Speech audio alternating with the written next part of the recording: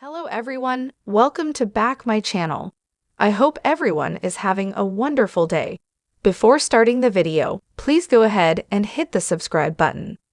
We've taken The Young and the Restless to task, and a lot, too, about its tendency to not let characters grow and evolve. Especially irksome has been Phyllis' recent, inexplicable regression into the president of the Danny Romalotti fan club. It made no sense for this smart, if off-kilter, powerhouse to demonstrate how much she had changed by chasing after the singer she once roofied in order to pass off another guy's kid as his and steal him from his wife. But the soap earned back a lot of points with us in the March 11 episode, which found Phyllis complaining to ex-husband Nick that there was no point in turning over a new leaf. We were surer than sure that the old flames were going to reheat and wind up in bed. Every few years, they seemed to, right? But, to our surprise, they didn't.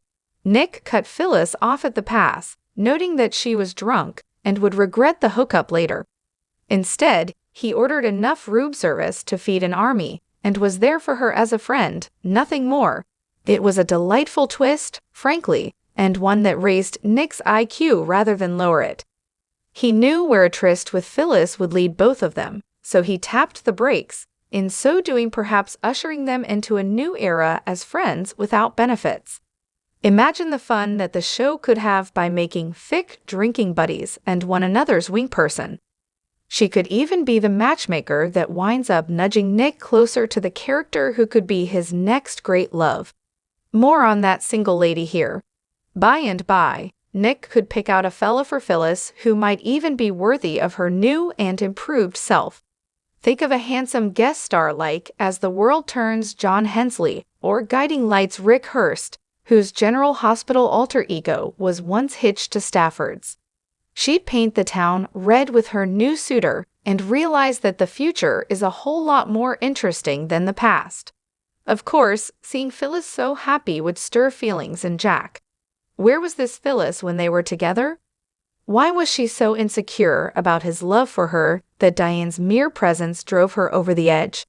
As Jack finds himself more and more drawn to this Phyllis, free of the baggage that had always weighed her down, Diane would take note.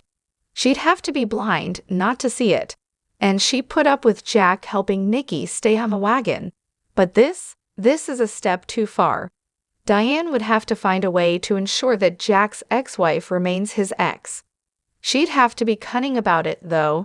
She'd have to do it in such a way that her halo wouldn't observably slip.